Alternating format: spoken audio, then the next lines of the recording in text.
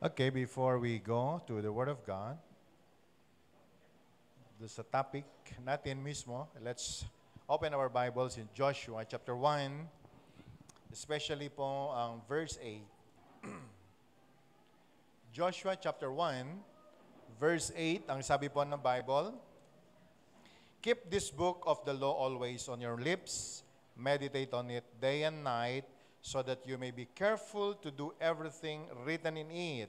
Then you will be prosperous and successful." Sa NIV, ah? Okay, sa NIV yan. Now, New King James Version, NKJV.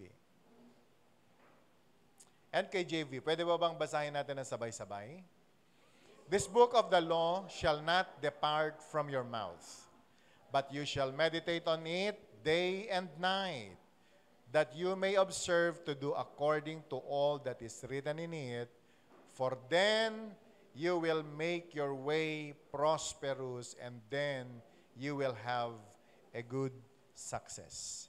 Purihin ang Panginoon sa kanya pong mga salita. Sa Joshua chapter 1, ito po ay salita na ibinigay ng Panginoon kay Joshua. And I believe it is a word for all of us. At dito po natin makikita ang kahalagahan ng salita ng Diyos. The importance of the Word of God to us, people of God. Dahil kung gusto po natin ng tagumpay, kung gusto po natin ng success in life, hindi po pwede na lumayo tayo sa salita ng Diyos. Amen. Ilan ho sa atin na nangangarap ng success and prosperity? Lahat naman yata tayo. And without the Word of God, napaka-imposible na tayo po ay mag-prosper, napaka-imposible po na magkaroon tayo ng success, yung success and prosperity na kalulugdan ng atin pong Panginoon. So today, gusto ko pong bumalik sa ilang mga basic topics in Christian life dahil kung papansinin po natin ang atin pong community ngayon, hindi lamang sa mga born-again Christians but, maging po sa mga ibang sect ay parang taken for granted na lang ang preaching ng word. Parang taken for granted na lang ang faith sa ilan. Okay? So, today gusto ko pong bumalik tayo doon po sa kahalagahan ng salita ng Diyos. Ilang beses po akong nag-announce that every Sunday we should bring our own Bible because I want you to treasure yun pong salita ng Panginoon dahil ito lamang ang salita o ito po yung mga pangako na ibinigay ng Panginoon sa atin para po mabuhay tayo ng may katatagan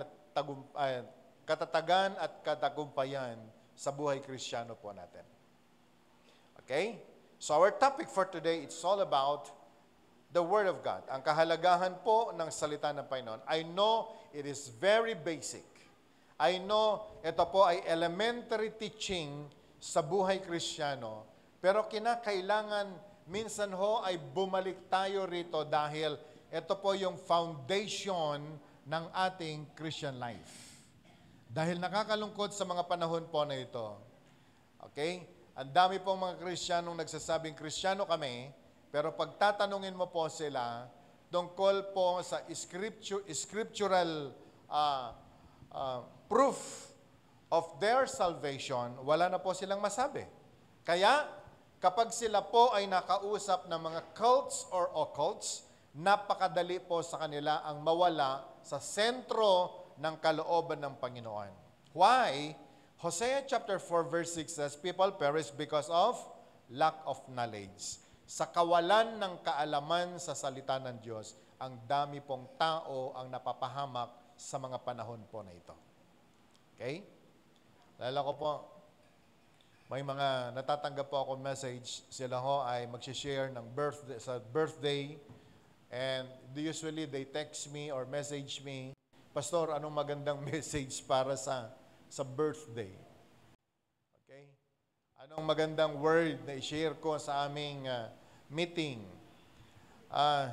Naging, part ng work po namin yon bilang pastor. Pero, alam nyo, in my life, never na ako po'y nagtanong ng ganito sa aking leader. Because when I started serving the Lord, naintindihan ko ang kahalagahan ng Diyos. And I invested, so much of my time and money in studying the Word of God. Kahit hindi man po ako nag-aral ng Bible school, kinakailangang magpundar po ako ng mga study Bible in order for me to know yun pong paano gumamit ng Bible. Because kung ang mga Muslim, ganun na lamang sila pumatay, makipaglaban sa karapatan nila at sa pananampalataya nila, bakit ang mga anak ng Diyos? Amen?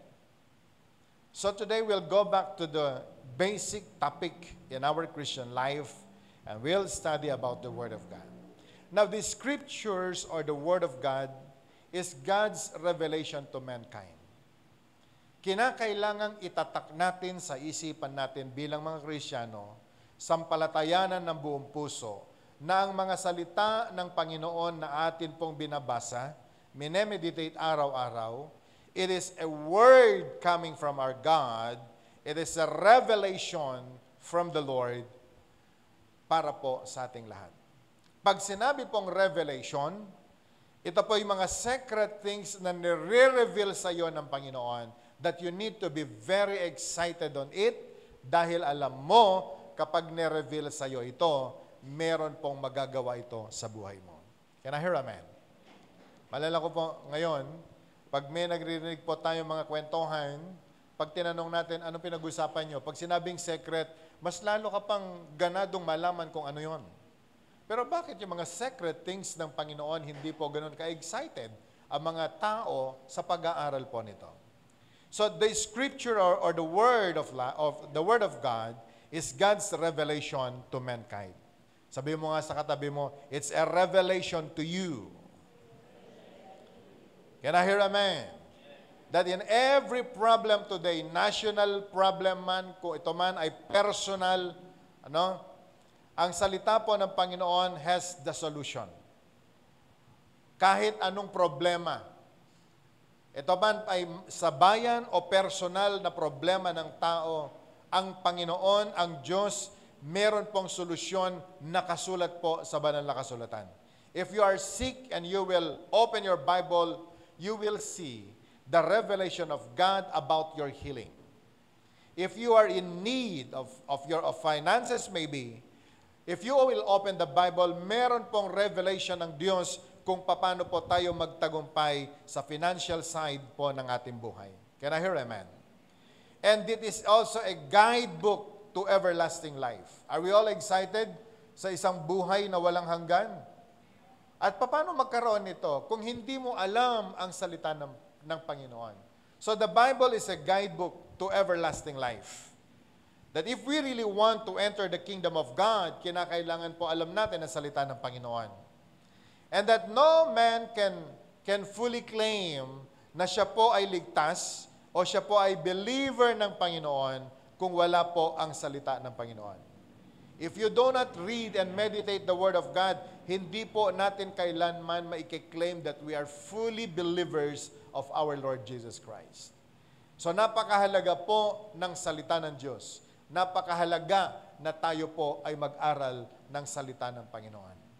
I was so motivated of teaching this 2 weeks. Ito pong last 2 weeks, doon po sa group chat namin ay meron pong nagtatanong, anong Bible ang best na bilhin? Nandito na kami sa PCBS and we're buying a Bible. Alam mo, sa panawagan ko po na tayo ay mag-aral, magdala ng sarili-sarili po nating Bible, natuwa po ako na meron pong nag-take ng challenge at nagsumunod tungkol dito. So sabi ko, okay, we will go back to this topic. And I hope ma-appreciate po ng lahat. Alright? And you know, my brothers and sisters, no amount of education is complete without knowing the Bible. Kahit anong taas ng kaalaman mo, ng pinag-aralan mo, kung wala kang alam sa salita ng Diyos, ang lahat ng knowledge mo are all useless. Can I hear amen? Nabasa mo na lahat ng mga libro malahil. Informed ka na sa lahat ng bagay. But if you're not informed of the Word of God, sa mga revelations ng Panginoon sa Bible, then, ang lahat ng knowledge na yan, it will be useless. So, today, gusto ko pong aralin natin isa-isa, ilang mga puntos po lamang, para po, lalo po nating ma-appreciate yung Biblia na atin pong hinahawakan, pinapag-aaralan araw-araw. At nawa lahat po tayo, pagpunta natin sa church every Sunday, may we have or magkaroon po nawa tayo ng courage to bring our own Bibles dahil napakahalaga po nito. Now, point number 1 in this topic, names of the preeminent book or the Bible. Ang salita ng Panginoon ay tinatawag minsan the Scriptures or the Scripture. Okay? Dahil pag sinabi pong Bible, masyado mababaw ang pagkakaintindi ng lahat. Pero ano po ba ang Scripture po na ito? Can we read Mark chapter 12 verse 10? Mark chapter 12 verse 10.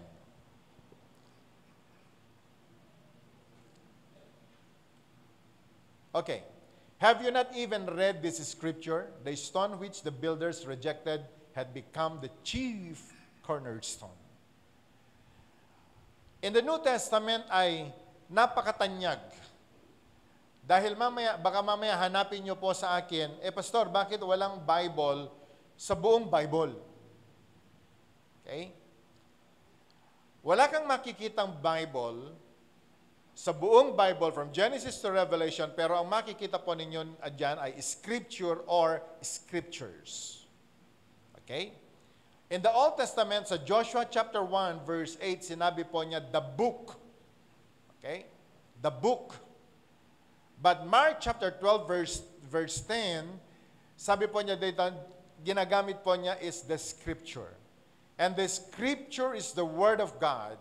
The Scripture is the Bible na pinapag-aralan po natin, mga Kristiyano, sa mga panahon po nito.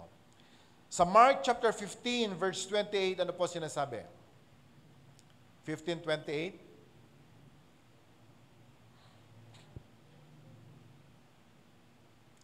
Mark 15.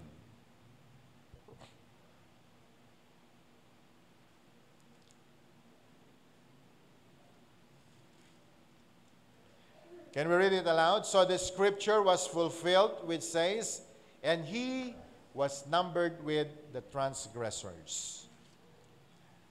Ang ginamit po niya dyan ay scripture. Alright? So makita po natin, baka po tayo mamisled dun sa doktrina ng iba. Bakit daw tayo naniniwala sa Bible, mismo yung Bible wala naman sa Bible. Okay? But I want you to go, let's all go back doon po sa mga tawag sa salita ng Panginoon. Number 1 is Scripture. Pinakitaan ko po kayo ng ilang mga verses. Now, 2 Timothy chapter 3, verse 15 to 17.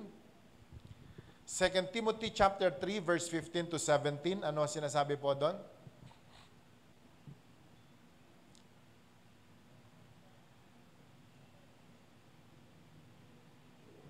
Okay, can we read? And that from childhood you have known the Holy Scriptures, which are able to make you wise for salvation through faith which is in Christ Jesus. Si Paul ay nagsasabi, okay, sinasabihan po si Timothy, na mula pagkabata mo, nag-aral ka na o alam mo na, informed ka na about the Holy Scripture. And that is the Bible, the Word of God, which are able to make you wise for salvation through faith which is in Christ Jesus. Verse 16. All Scripture is given by inspiration of God and is profitable for doctrine, for reproof, for correction, for instruction in righteousness. So ito po ang Word of God. In the Bible, wala kang makita, pero yung Scripture or the Holy Scripture, yan po ang sinasabi ng banal na kasulatan. Now, the names of the preeminent book number 2 is the Word of God. Matthew chapter 7, verse 13. Ano po sinasabi niya? Matthew 7, or Mark chapter 7, verse 13.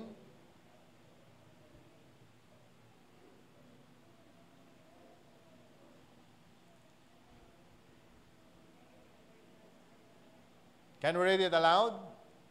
Making the word of God of no effect through your tradition which you have handed down, and many such things you do. Wala kong nakikitang Bible po dyan, but the Word of God. Okay? The Word of God. Now, Matthew chapter 4, verse 4. Ano sabi pa ng Bible? Matthew chapter 4, verse 4. Man does not live with bread alone, but to every word that comes out from the mouth of God. So, ang Bible ay tinawag din na Word of God. Hebrews chapter 4, verse 12. Hebrews.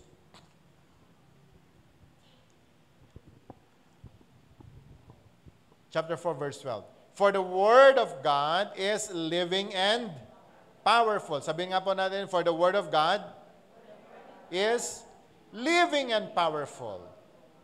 Ano sabi po doon? And sharper than any two-edged sword, piercing even the division of soul and spirit, and of joints and marrows, and it is discerner of the thoughts and intent of the heart. So it's all about the Word of God. Okay? Wala kang makikitang Bible, pero ang sinasabi niya, the Word of God.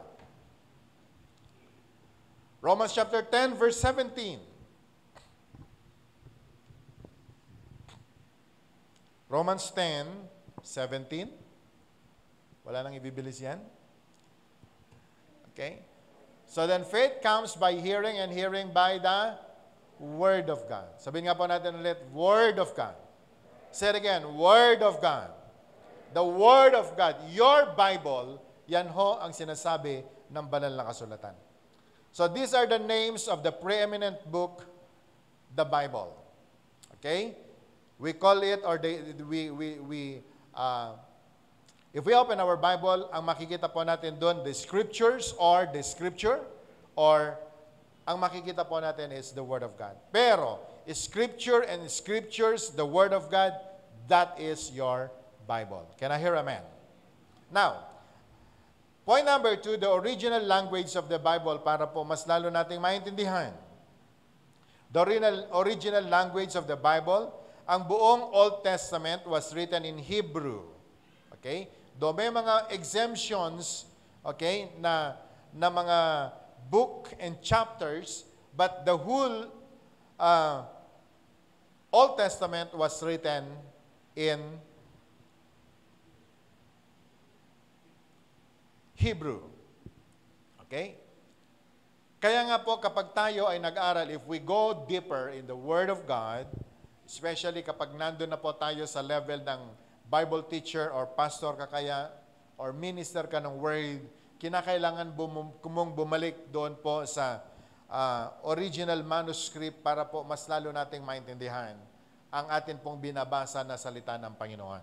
Pero kapag medyo tumaas na po tayo ng ating gana sa pag-aaral ng salita ng Panginoon, you will buy study Bible. Ang study Bible, ipapakita na mismo sa iyo kung ano po yung original language na ginamit sa ilang mga salita para po hindi tayo mamislead at magkaroon po tayo ng mas solido na understanding ng salita ng Panginoon. So it was written in Hebrew. Ang Old Testament was written in Hebrew. Now, the whole or the entire New Testament was written in Greek. Okay? Greek ang pagkakasulat. So, bakit na i-translate po sa English? Sapagkat marami na pong magbabasa, okay, ng English, and so it was translated. But if you will have your study Bible, may mga words doon na kinakailangan nilang i-translate sa original manuscript para po mas lalo po nating maintindihan yun pong binabasa natin. Okay? Lalo na kapag ikaw ay mag-share ng Word of God, kinakailangan alam mo kung saan galing ang salita na ito, para sa ganun ay hindi ka po magkakamali sa iyong pagtuturo at hindi po magkakamali din ang tatanggap ng salita ng Diyos na nagmumula sa iyo. Okay? So that's the original languages na pagkakasulat ng Bible. Ang Old Testament was written in Hebrew and the New Testament was written in Greek. Okay.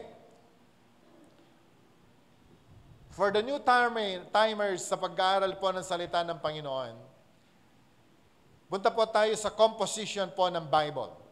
The composition of the Bible. The composition of the Bible ay, number one is the Old Testament. Okay? Ang Old Testament ay meron pong 39 books. 39 books. And that is from Genesis to Malachi.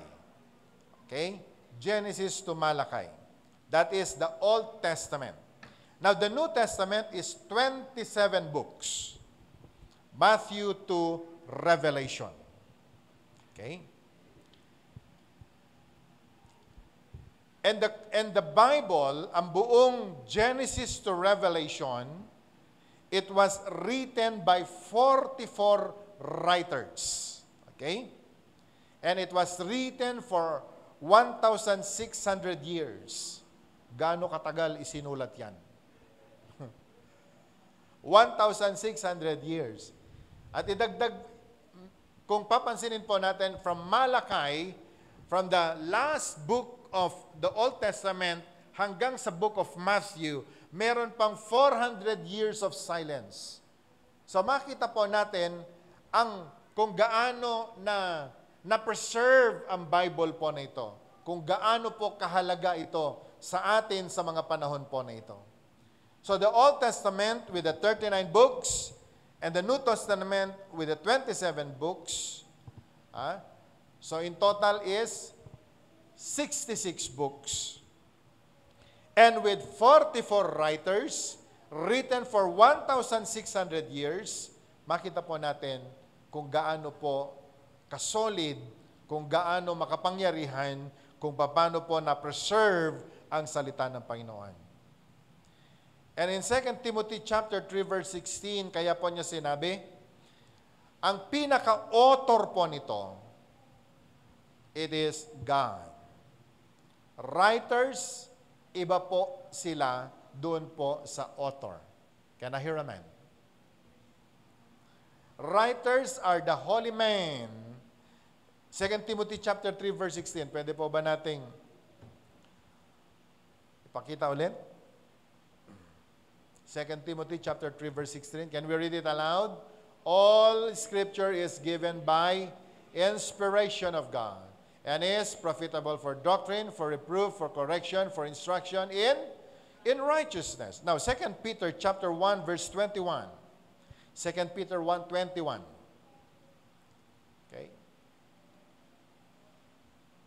Can we read it?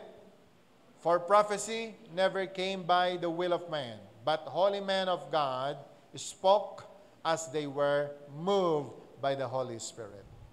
So the whole Bible from Genesis to Revelation, 66 books written for 1,600 years, hindi po nagbago ang timpla, hindi po nagbago ang revelation, sapagkat ang pinanggalingan po ng lahat ng ito, it is God.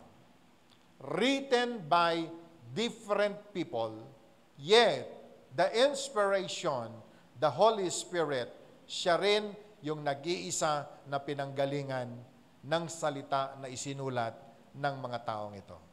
Amen? So makita po natin mga kapatid kung gaano ka-interesting yun pong book na atin pong pinapag-aralan. Kung gaano po ka-interesting yun pong sinasabi ng Joshua chapter 1, do not let the book of this law depart from your mouth. Ganun na lamang ang command. Dahil as we study the Word, makikita po natin kung gaano po ito na-preserve, kung gaano po ito napangalagaan. Hanggang sa mga panahon po natin ay yung revelation ng Panginoon hindi po nagbago. Can I hear amen? So you must be very interested in reading your Bible. Amen? Now, that's the composition. Now, point number 4 is the inspiration of this scripture. It is considered inspired revelation from God. Nakita na po natin, nabasa po natin kanina sa 2 Timothy chapter 3 verse 16, it is a revelation inspired by the Holy Spirit given to the people, and it was written. At yun po ang inaaral po natin sa mga panahon po nito. Okay? Inspired revelation. Sabihin nga po natin, inspired revelation. Say it again, inspired revelation. Okay?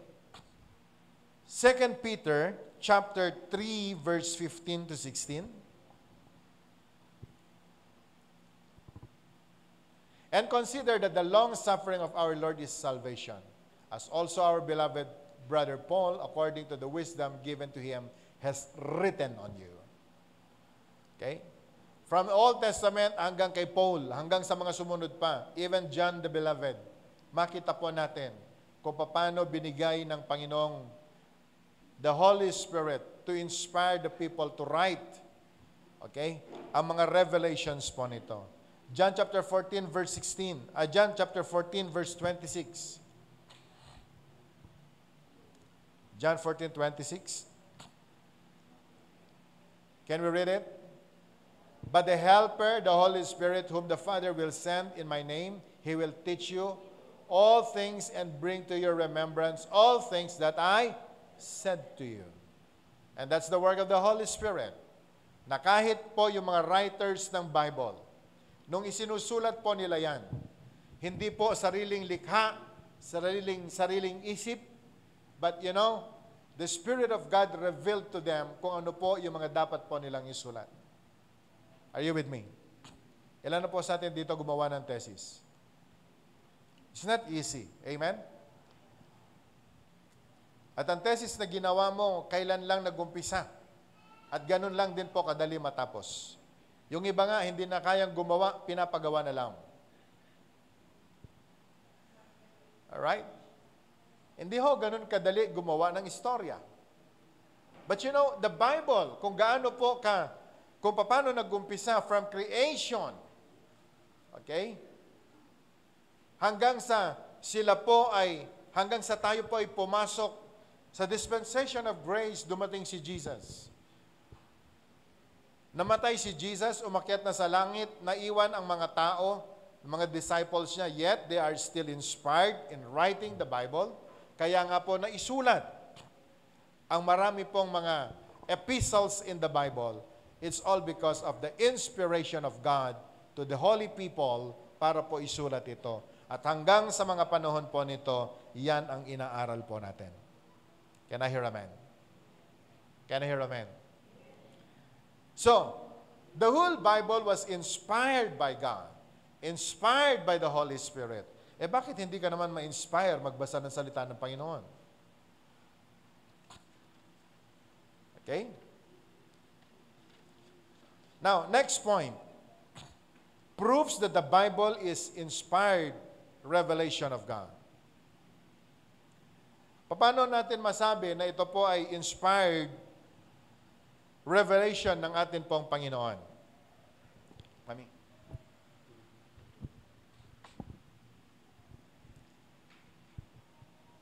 Paano mo masasabi na ang Bible is the inspired revelation?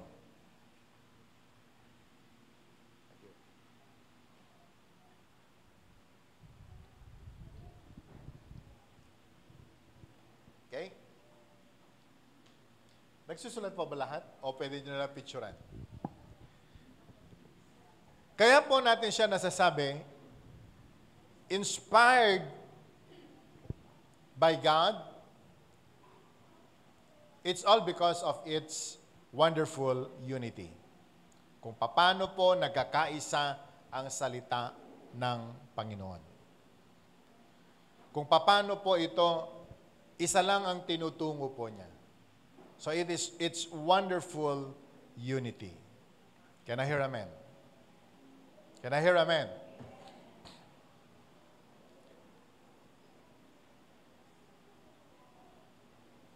Not only about His wonderful unity, but its versatility. Okay? yung scripture na binabasa po natin, it meets the need of all people of whatever race, nationality, language, custom, or background. Kahit na sinong tao.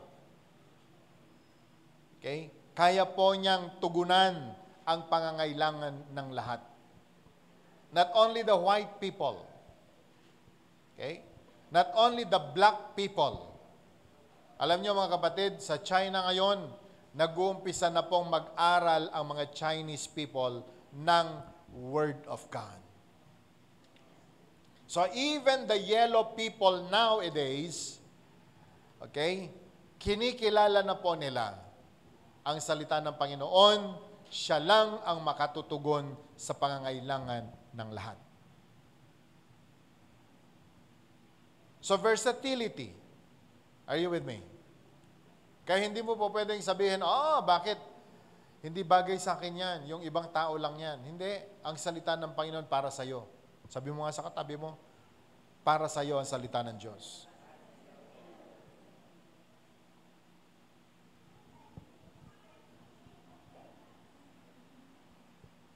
Another is the superiority to other books. Ang salita po ng Diyos, ang Bible is very superior comparing it to other books. Amen? Bigyan kita ng halimbawa. Sabi ng Bible, God created man from dust. Do you believe this? Pero ang sabi po ng science, we came from apes. Galing daw po tayo sa unggoy. Sabi mo sa katabi mo, galing ka daw sa unggoy. Ito po yung doctrine of evolution. The principle of evolution. Kung meron pong evolution, dapat wala na pong unggoy ngayon. Lahat, tao na dapat.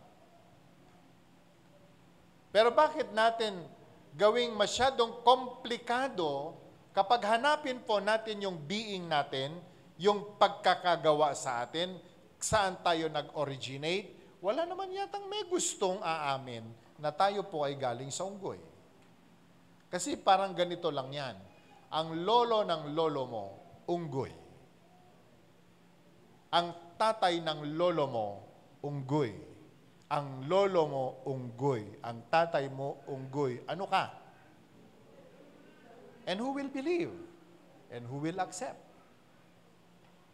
But if you will go back to the Bible, napakasimple ng pagkakagawa ng tao. From dust, He created us. And then, He breathed the breath of life. His Spirit ang ibinigay po sa atin. At alam niyo po, nakakatuwa doon, hindi tayo tinawag na unggoy, but we are created in the image of God. Now, mamili ka. Alin ang gusto mong paniwalaan? Ang unggoy ka o kamukha mo at kawangis mo ang Panginoon? Are you with me? So, the superiority of the Bible to other books. Kaya nga po sinasabi natin, napakahalaga ma-discover ng bawat sa atin ang kahalagahan ng salita ng Panginoon. Okay?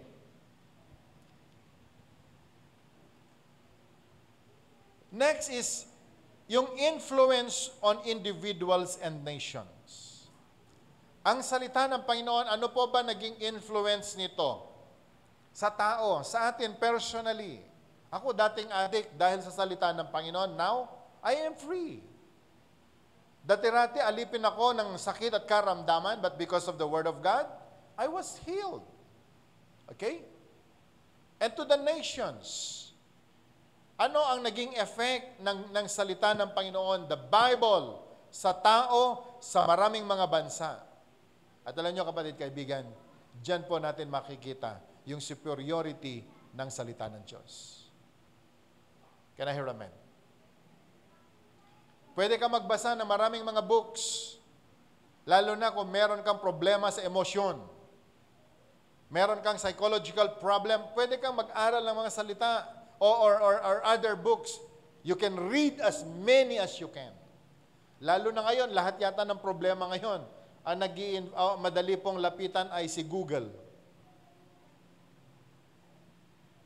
Okay?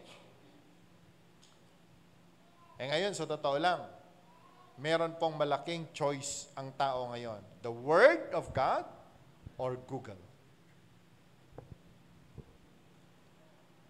That's why today I decided na tayo po ay bumalik sa elementary teaching po nito dahil gusto ko pong ma-inform tayo tungkol po sa importansya at yung ko pong kapangyarihan ng salita ng Panginoon. Bakit inaaral po natin ito? Okay. Naglipa na po ngayon yung, yung magtuturo kung paano dumami pera mo. Anong term nila doon? Financial literacy? O whatever. Dami pong grupo ngayon, kailangan magbayad ka para tuturuan ka daw nila kung paano kayo maman. At sa totoo lang, nag-enroll ako. One afternoon, ako po ay nag-attend sa kanilang pagtuturo. At sabi ko, believe ako. Pero tinignan ko, yung nagturo, nang pagkatapos po namin nagturo at nagmerienda, pumara ng tricycle kasi wala siyang sasakyan. It's not to judge people. But what I am telling you, ang dami pong mga knowledge naglipana sa mga panahon po nito. But if we will go back to the Word of God, napakasimple na kanyang itinuturo. Amen. Ano sinasabi po ng Bible? He will provide for the needs of His people. As simple as that. In obedience, there is blessing. In disobedience, there is curses. Ano pa ang pwede mo idadagdag? So I really consider the Bible is superior to other books. And it has influence to many individuals, influence po niya sa marami po mga bansa. Another is yung preservation from century to century until now. Okay? Ibinigay ang word kay Moses. Minana ng iba-ibang mga lahi. Ninakaw sa mga taga-Israel. Binawi ng mga taga-Israel. Pero alam nyo kapatid, ang salita ng Panginoon hindi po nagbago. O pwede mong nakawin ang Bible na ito. Are you with me? Pero yung revelation niya, ang revelation po niya, hindi mo po pwedeng nakawin. Pwedeng masunog ang Bible po nito, but the power of the Word of God na tinanggap na po natin, hindi na po yun mawawala.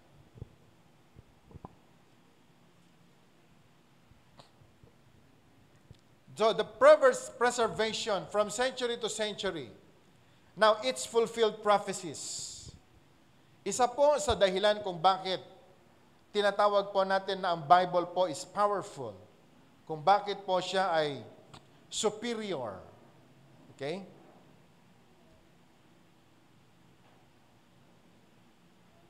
Dahil po sa mga fulfilled prophecies po niya. Isaiah 7 verse 14.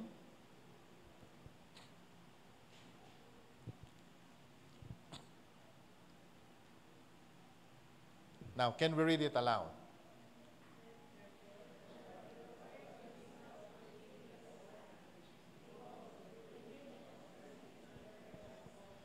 That was written in the book of Isaiah. Ilang taon bago po dumating. Bago po nangyari sa Matthew ang kapanganakan ng atin pong Panginoon, it was already revealed in the book of Isaiah. It was already given to Isaiah na merong Kristo na darating, na merong maipapanganak na Savior, siya ang ating Panginoong Yesus. And so the Bible is we consider it inspired revelation ng Panginoon.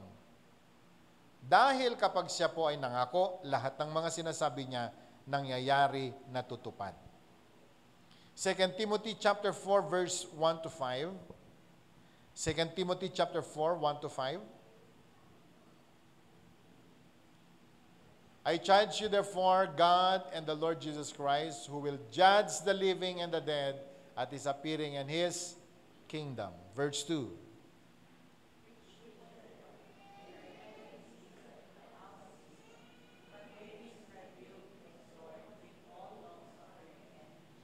Verse 3.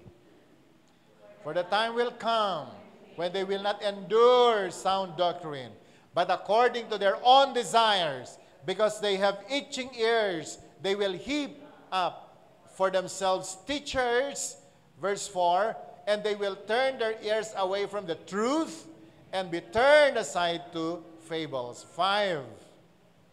But you be watchful in all things, endure affliction, do the work of an evangelist, fulfill your ministry. In the last days, people, ayaw na po nilang tanggapin ang salita ng Panginoon. Ayaw na nilang pakinggan ang salita ng Diyos. Pero kapatid, kaibigan, gusto ko pong sabihin sa atin lahat, mananatili po tayong tapat. Mananatili po tayong maging faithful sa Diyos at sa Kanya pong mga salita. Can I hear amen? Alright? Now, Micah chapter 5 verse 2. Micah. But you, Bethlehem, Ephratat, through you, a little among the thousand of Judah, yet you shall come forth to me, that one to be ruler in Israel, whose goings forth are from of old, from everlasting. A promise, but it was fulfilled. A prophecy, pero naganap at nangyari. Kapatid, kung bakit superior ang salita ng Diyos sa marami pong mga libro, it's all because of the fulfilled prophecies. Okay? Konbinsido na po ba tayo na ang salita ng Diyos ay, ang Bible ay salita ng Diyos? Okay. Psalm 19 verse 7. Psalm 19:7. The law of the Lord is perfect, converting the soul. The testimony of the Lord is sure, making wise the simple. Can we read it again? The law of the Lord is perfect, converting the soul. The testimony of the Lord is sure, making wise the simple. The word of God is perfect. So brothers and sisters, ang salita po ng Diyos, ang Bible po nito, ay hindi po katulad ng mga ibang libro na akala natin. Dahil ang salita po ng Panginoon ay superior sa lahat po ng mga libro na po pwedeng basahin ng tao. Amen. So kung ako ikaw, at wala ka pang Bible, bumili ka ng Bible. And start meditating on the Word of God. Okay? Now, what's the purpose and the message of the Scriptures? Ano po ba ang purpose? Ano po ba yung message? Okay? Number 1, purpose and message of the Scripture is to reveal God to man. Okay? Para po i-reveal sa tao kung sino ang Panginoon. Genesis 1:1.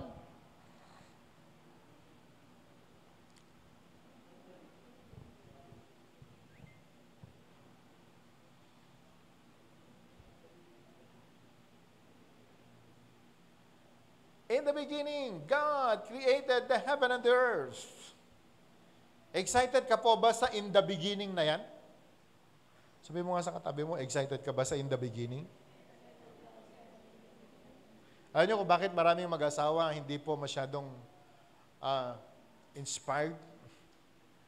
Sa gitna ng kanila pong pagsasama, nawawala ang tamis ng pagmamahalan because we are not interested of our beginning. kahit sa buhay natin, sa pagkatao natin.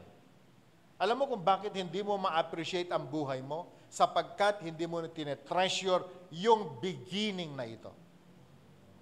In our Christian life, kung tayo po ay tunay na Kristiyano na nagmamahal sa Panginoon, you need to understand the importance of the beginning ng lahat. Kung paano nag-umpisa ang lahat. At paano mo malalaman ang lahat ng ito? You go back to your Creator who created everything from the beginning. Kaya nga sinasabi niya kanina, anong text ba yon? Na kahit yung mga simpleng tao ay nagiging wise if you know your Bible. If you study the Bible carefully, even the simple people will become wise.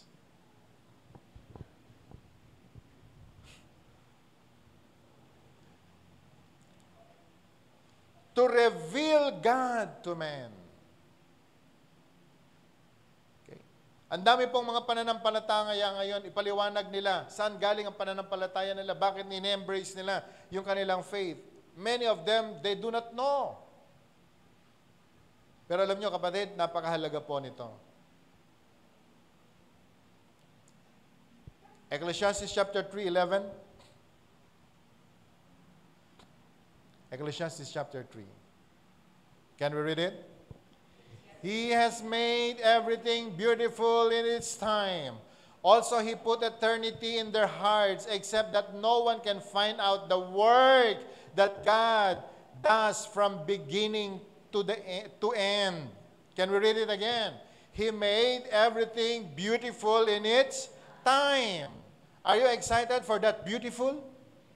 Ilan ang excited? Lift your hands. Kailan mangyayari yung beautiful po na ito? Pero kung susundan po natin, He put eternity in their hearts, except that no one can find out the work that God does from the beginning to the end. Hindi mo yan basta-basta malalaman. But if you will study the Word of God, if you will meditate on the Word of God, the secret things of God will be revealed to you. And that's the time that God, you will discover na ang Panginoon, He created and He made things beautiful in His time. Can I hear amen? Can I hear amen? Parang may bata nagugutom. Nagugutom ako, mami. E di maghanap ka ng pagkain mo. Pumunta sa ref. Binuksan ang lahat. May nakita siyang pagkain.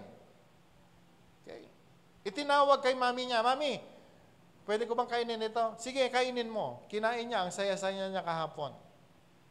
Alam mo, marami po sa atin gutom. But tamad na tamad po tayo na mag-discover ng mga beautiful things na nanggaling sa atin pong Panginoon. Can I hear amen?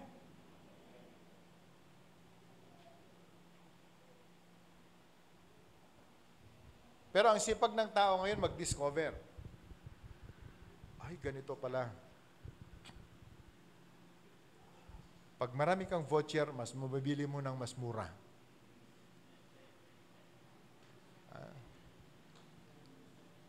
Yeah? Kung marunong kumamit ng Shopee, doon ka mag-grocery, mas mura ng dihamak kaysa pumunta ka sa Robinson. Magagaling naman palang mag-discover ang tao. Alright? Pero bakit ang salita ng Panginoon kinatatamaran ngayon na i-discover ng maraming mga anak ng Diyos? Andiyan pa rin po ba kayo? Okay, saan tayo tumigil kanina? Chapter 3, verse 11. Can we read it again? He has made everything beautiful in its time. Can we read it again? He made everything beautiful in its time. Alam niyo po ba na God already created everything? He created everything. Na bago daw po natin hiningin o bago pa man po natin kailangan ng isang bagay, ibinigay na ng Diyos. Ang kailangan mo lang, you need to discover it. Kaya pala niya sinabi, seek first God's kingdom and His righteousness. Seek first God's kingdom and His righteousness, and everything that you need will be given to you. Kaya po pala niya sinabi, if you seek, you shall find. If you knock, the door will be opened to you. Are you with me? So, the beautiful things was already there. Implant na yan. The only thing that you need to do, you need to discover it. You need to open the book, the scripture, and the revelation will come to you. Amen? Okay. Ano po ang isang purpose and message of the scripture? To show man his need of God. Bakit kailangan natin ng salita ng Panginoon? Para malaman mo ang pangangailangan mo sa Diyos. John chapter 1 verse 10. Can we read that?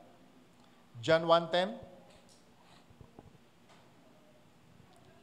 He was in the world, and the world was made through Him, and the world did not know Him.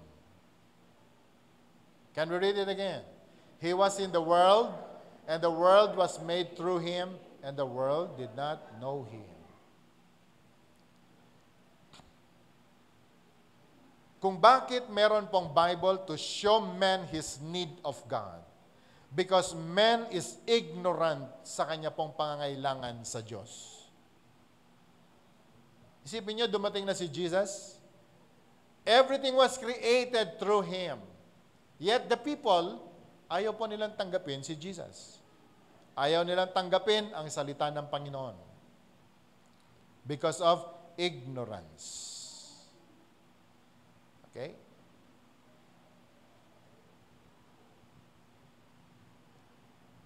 To show man his need of God, the way to God is revealed. Nireveal ng Panginoon. John chapter 14 verse 6, ano sabi po doon? Man, no one can come to the Father except through the Lord Jesus Christ. Walang makakarating sa langit na hindi ka dumaan sa ating Panginoon. For He is the way, He is the truth, He is the life. You need this. Kailangan mo ba ng daan papuntang langit? Ilan na magsabi ng amen? Marami pong mga tao gusto pumunta sa langit. Ano ginagawa? Nagpapako sa krus. Pumunta ba sa langit? Isa lang ang namatay para sa krus ng Kalbaryo para pumunta ang lahat sa langit. Okay? He is the only way. Now, basahin nga po natin ulit ang John 14:6. I am the way. I am the truth. I am the life. Yan ang revelation ng Panginoon. Yan ang revelation ng Bible. Hindi po niya sinabing, I am one of the many ways. There is only one way to heaven. And that's the Lord Jesus Christ. And how to do it? You need to study the Bible. There is only one truth. And He is the Lord Jesus Christ. How to know the truth? You need to open your Bible. You need to meditate your Bible. Discover the truth. There is only one that can give life. How to do it? You open the Bible. You study and meditate on it day and night.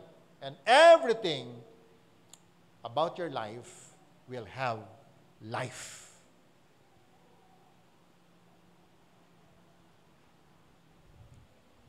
Amen!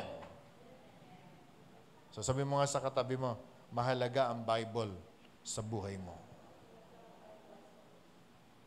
Alright? So marami pa pong mga text o marami pa pong mga Bible verses na naligay ko dyan. But you can read it in your own homes. Now, pumunta po tayo dun sa point number 6. Points to remember in reading the Bible. Points to remember in reading the Bible. Number 1, read it lovingly. Basahin mo ang salita ng Diyos ng merong pagmamahal. Psalm 9:11.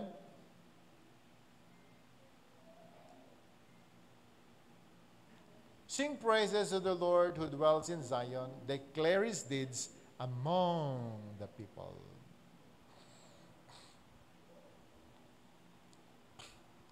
The Word of God, we need to declare it.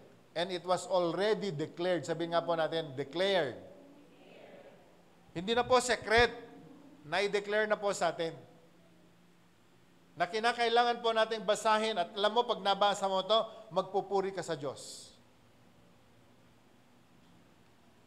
Parang ganito. Listen to this. Nung inaaral natin, by His wounds we are healed. By His wounds we are healed. And then if you will open another scripture, malalaman mo doon, by the stripes of Jesus we've been. By the stripes of Jesus. Pwede mo ipakita sa screen? By the stripes of Jesus.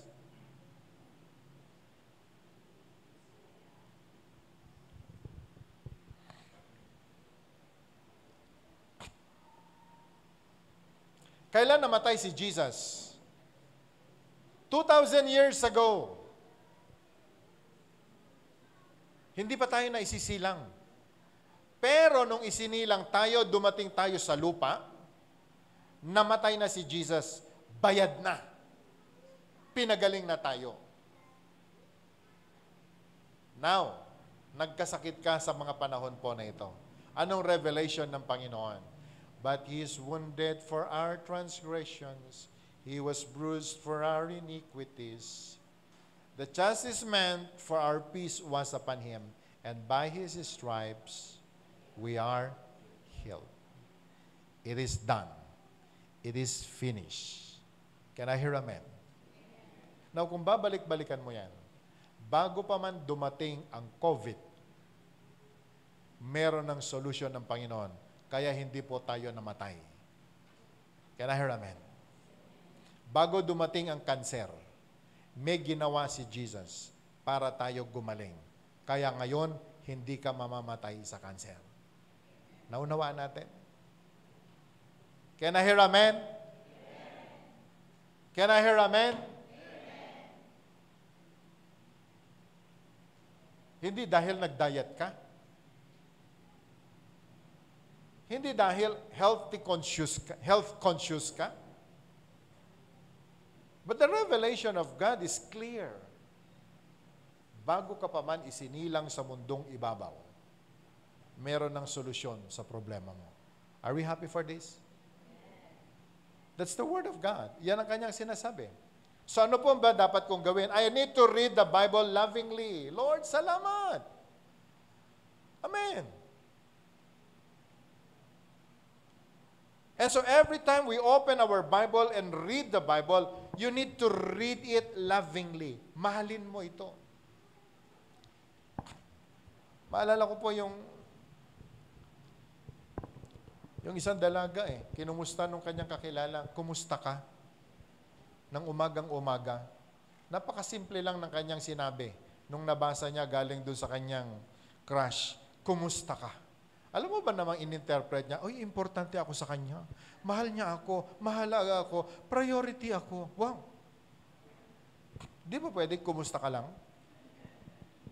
Kasi nagmamahal. Amen.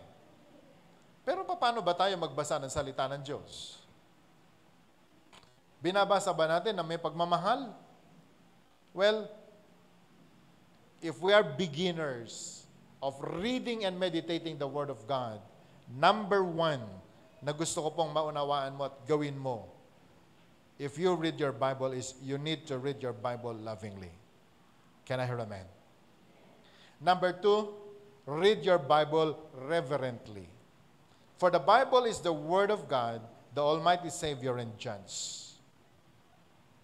Pag nagbasa po tayo ng Bible, ang lahat ng kanyang sinasabi, basahin po natin ng may paggalang. He created the heaven and the earth, and everything therein. Ang nagsasalita po rito ay Creator. Sino po ba yung Creator na yan? Siya yung gumawa sa iyo. In the womb of your mother, He knitted you together. Ang spare parts mo, ang Diyos ang may gawa. Ngayon, ang Bible na binabasa mo, salita po niya yan. Di ba dapat mong galangin? Di ba dapat respetohin ang salita na ito? Amen? So we need to give reverence sa salita ng Panginoon.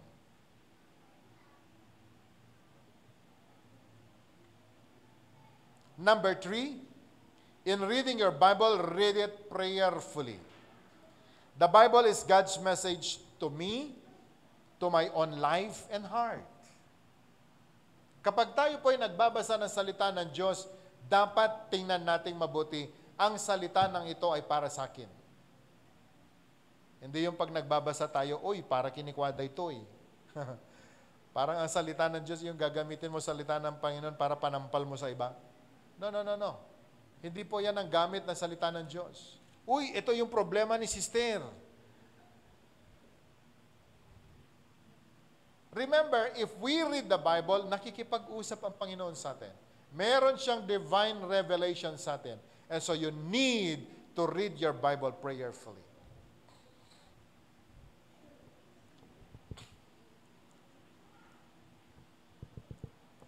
Can I hear amen? Now, pwede ba natin buksan sandali Genesis 24:63? Genesis 24, verse 63.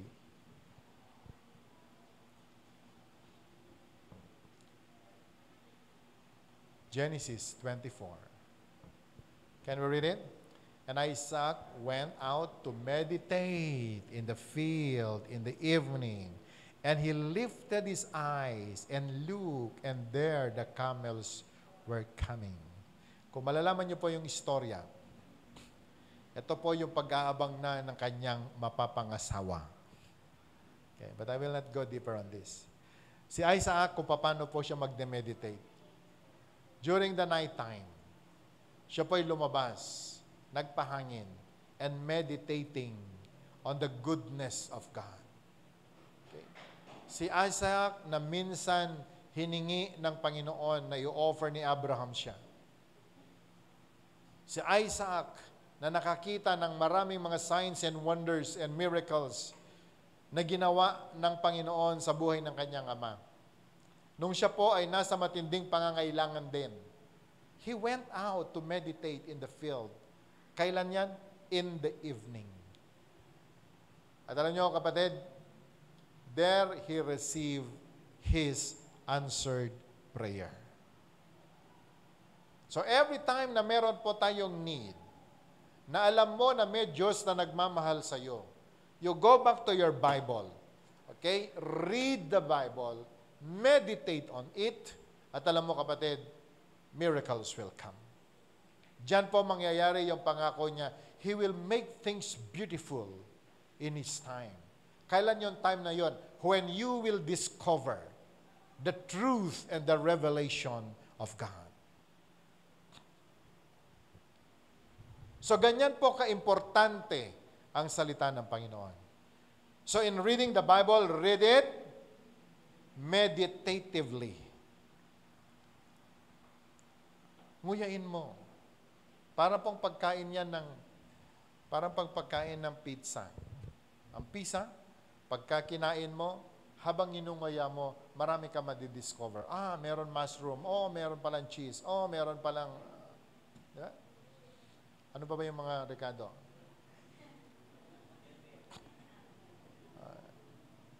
Di ba? Depende kung kaninong pizza yan. And you know, the Word of God, kahit pa pabalik-balik mong basahin yan, ulit-ulitin mong basahin, the same verse, but different revelation. The same verse, pero magkakaiba po ng punto yan. Naunawa natin? That's the Word of God. So we need to read the Word of God meditatively. Amen. Okay. Tuloy pa ba natin? Are we all excited? Read it systematically. May sistema rin ang pagbabasa mo ng salita ng Diyos. Hindi lamang yung mga selected portions ang basahin mo pag sinasabi niya, give your tithe. Give your whole tithe, ay hindi sa akin to. Oh, next verse.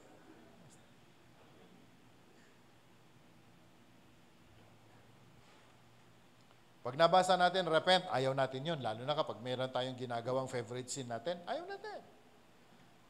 Kapag makita natin, humble yourself, mayabang ka, ayaw mo pang umalis sa kayabangan mo, di ba? Ayaw natin yun. Ganyan magbasa ang tao. Ang gusto lang natin, the Lord will bless you.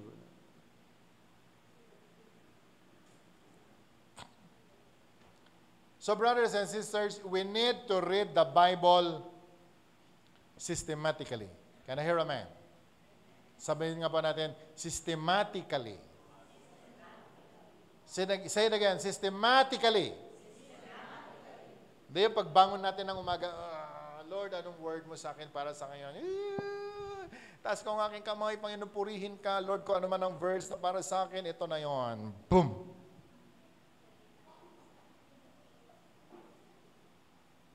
Alam mo, may mga taong nagbabasa ng salita ng Diyos ganyan, Lord, what's your revelation for me?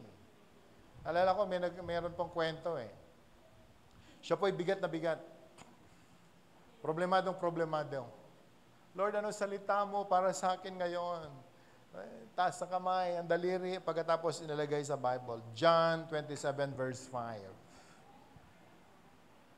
John 27 verse 5. Tagal.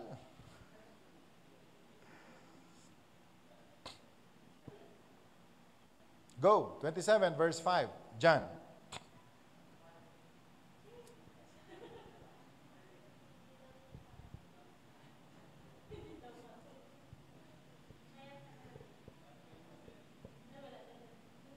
Ha?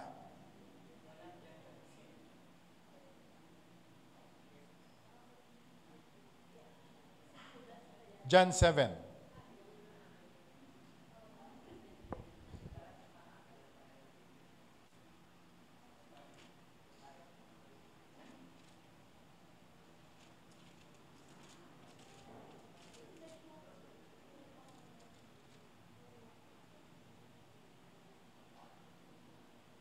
Ha?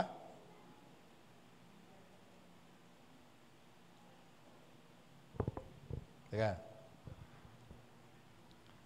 You know, in the Word of God, napakahalaga po na maunawaan natin ito pong mga points po nito dahil it will give us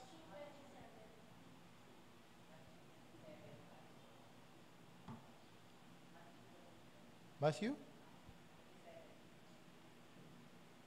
Yeah. Sorry. Alam mo ah.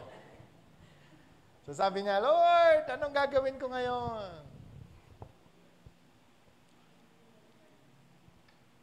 So yan. Yan ang kanyang nabasa. Basahin nga po natin na sabay-sabay.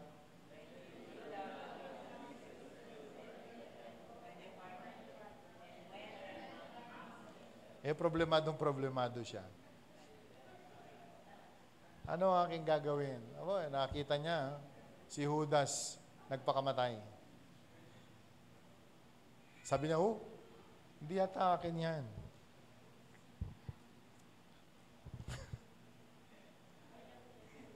Sabi niya, isang verse pa. Sabi niya, isang verse pa, Lord, isang verse pa. Ha? Excited ba kayo? Ganito kayo magbasa?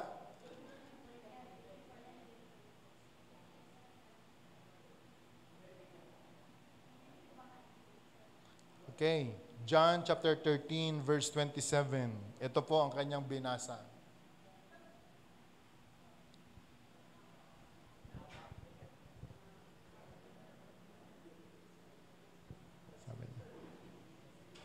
Tagalog ang kanyang binasa. Sabi niya, kung anong pinaplano mo, gawin mo na agad.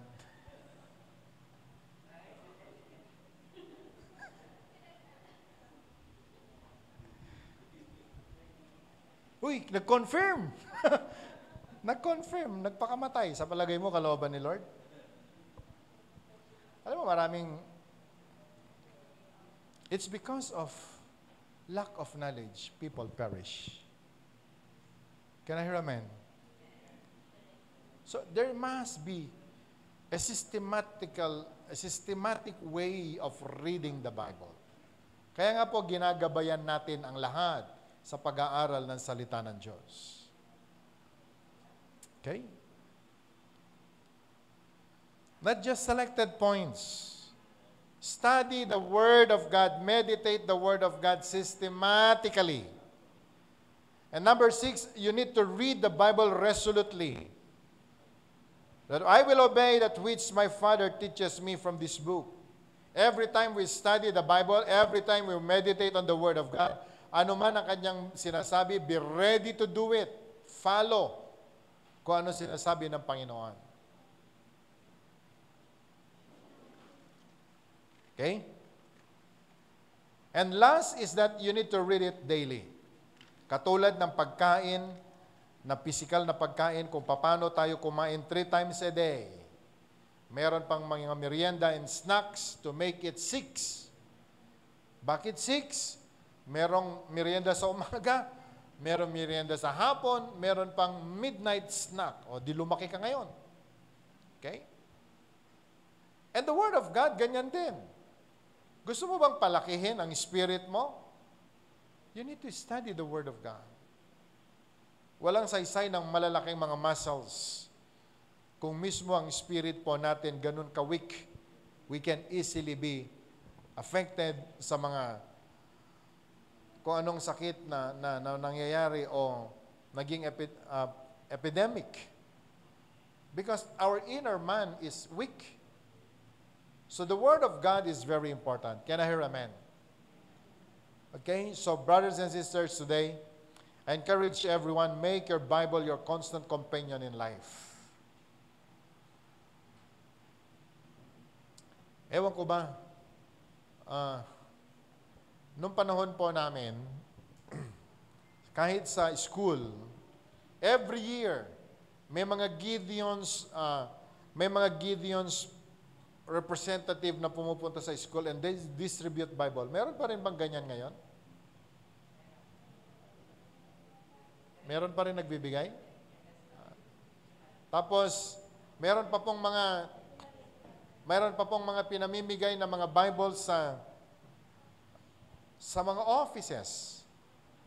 Pero ngayon, medyo high-tech na po kasi tao, sabi nila, no need to buy a Bible. I have it in my phone.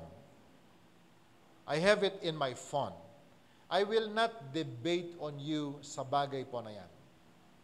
Ang masakit lang, kapag tayo po ay nagbabasa ng Bible sa ating phone, lalong-lalo na kung hindi ka rin lang naman ganun kadisiplinado, kapag meron po tayong nakitang notification, okay?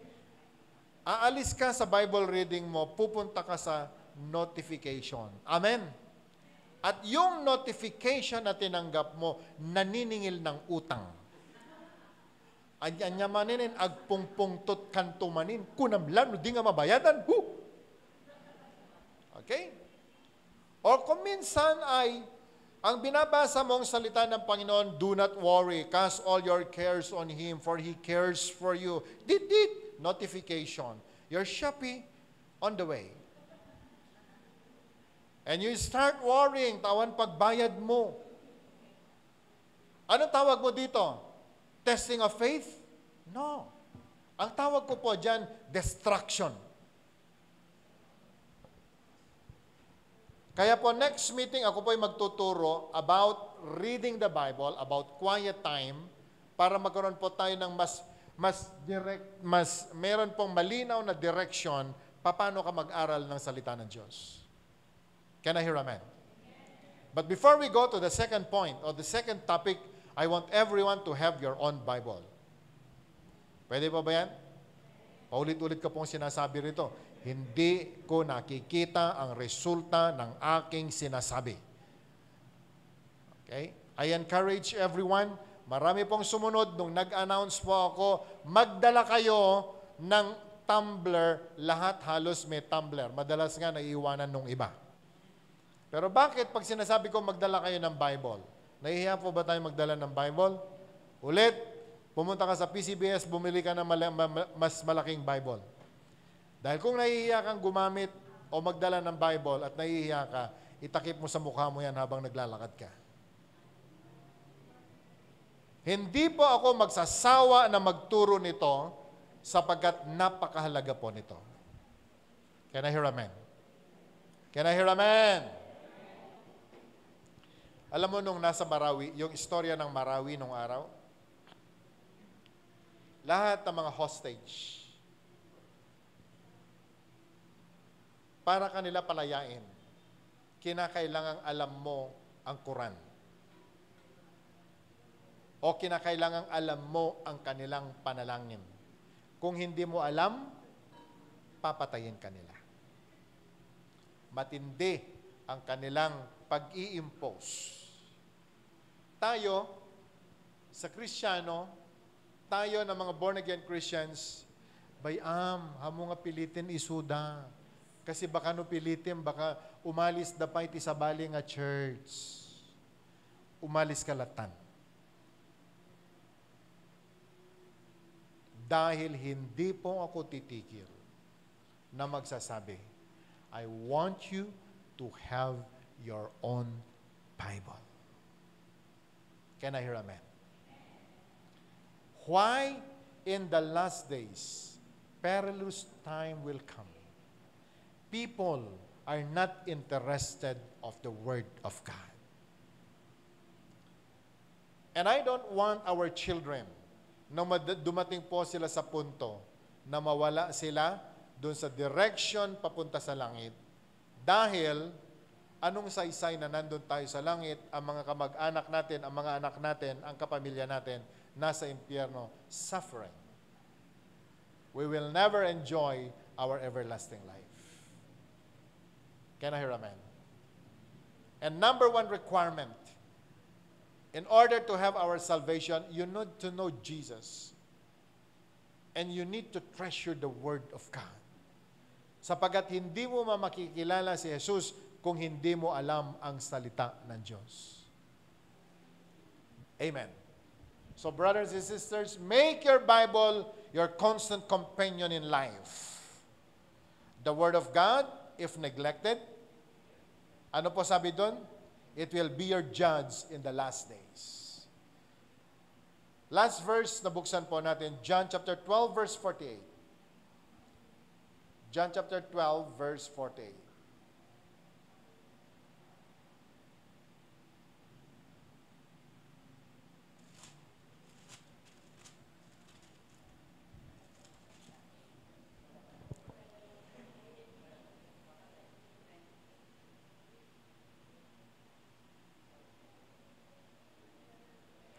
Okay. Can we read it?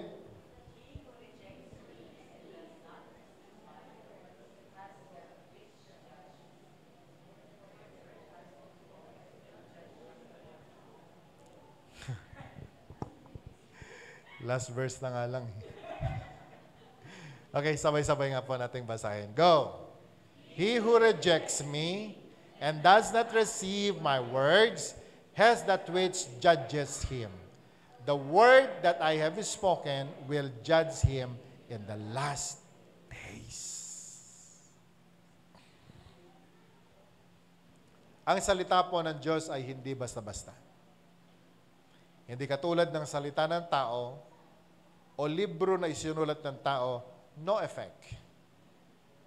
But remember, hindi mo po pwedeng mahalin si Jesus lang na hindi mo mamahalin ang kanyang mga salita.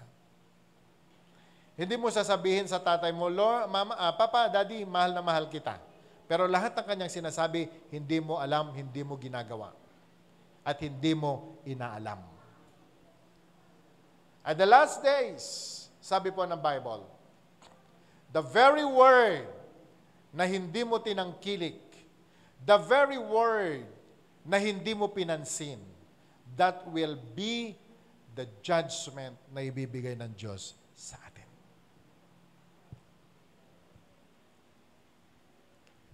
So today, my brothers and sisters, again,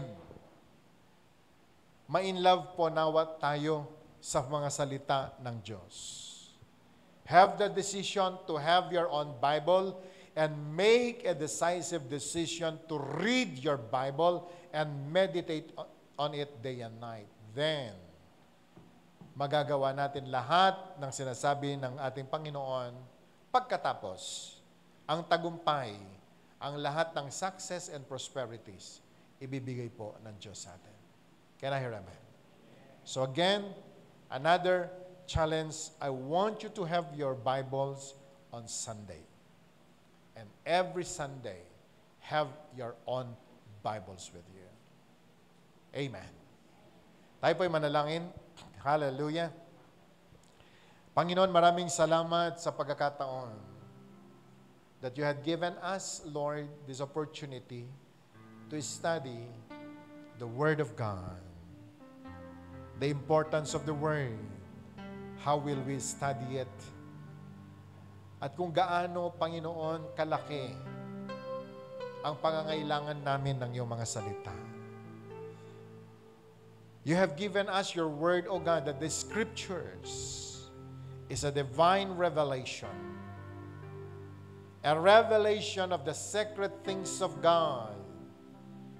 That once we discover it, O God, things will become beautiful. Lord, thank you for that promise. Na sinabi mo sa iyong mga salita, Panginoon, if we will love you, if we will honor you and your word. Panginoon, pagpapalain mo kami. Sa nakaraan, kung kami man, Panginoon, ay naging kalus, hindi namin pinahalagahan ang iyong mga salita, may you forgive us.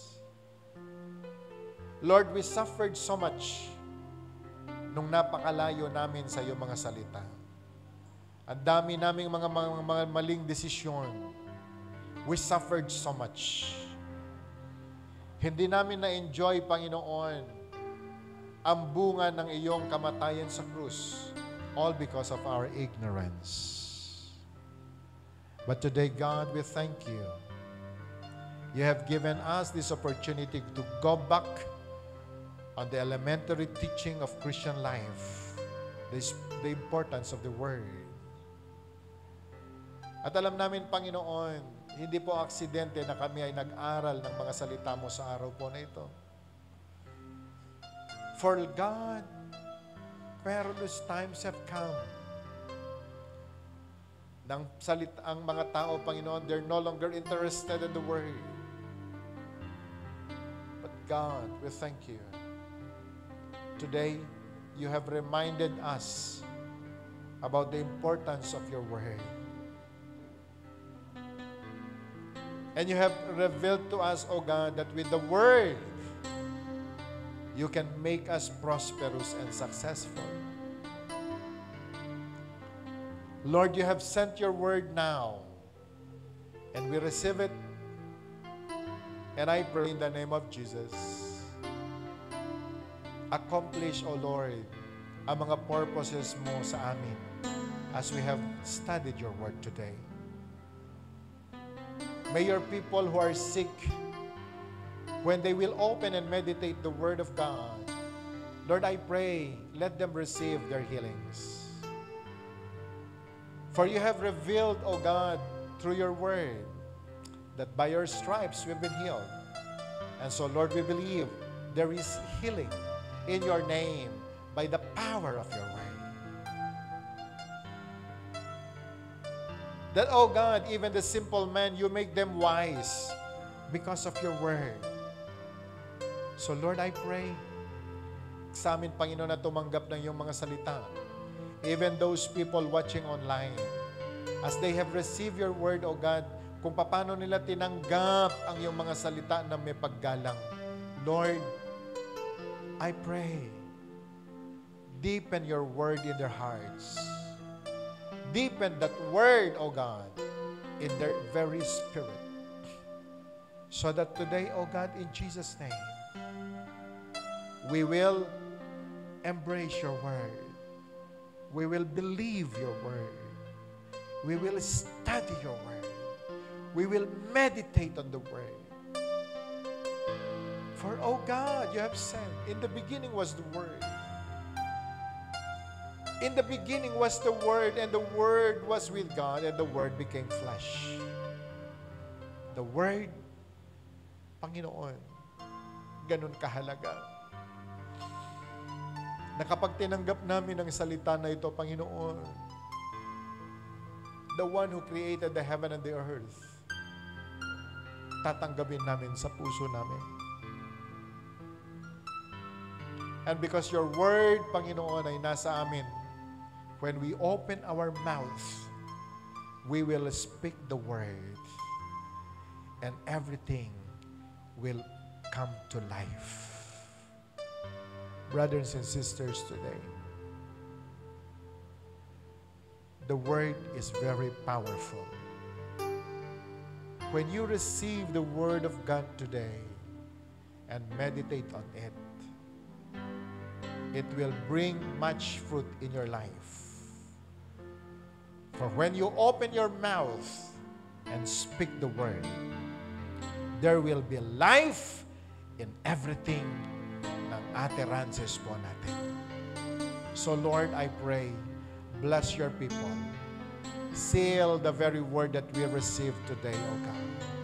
And we are making a decision today, Lord. Yes, we will study your word. We will meditate your word. We will honor your word. We will speak your word. At alam namin, Panginoon, there will be healing. There will be breakthroughs. There will be blessings and favors, O God, to them that receive your word. So Lord, today I pray, Panginoon, ingatan mo yung mga anak sa kanila pong pag-uwi.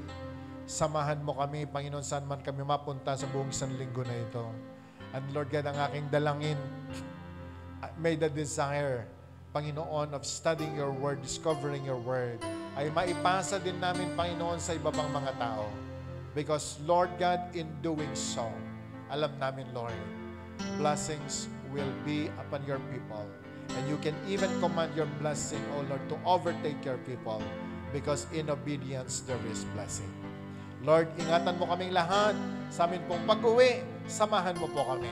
And we pray for a fruitful week, O God. And may all the works of our hands be blessed. And I pray, Lord Jesus, everything that your people need, supply it, O God, according to your riches in your own glory. And I declare for open heaven, O God, for your people, even to their children, at sa lahat, Panginoon, ng kanilang mga minamahal. Salamat po, Ama. Sa iyo po namin ibinabalik ang lahat ng papuri, ang lahat po ng pasasalamat. Sa pangalan ni Jesus, lahat po ay magsabi ng Amen. Hallelujah. God bless you and see you on Sunday.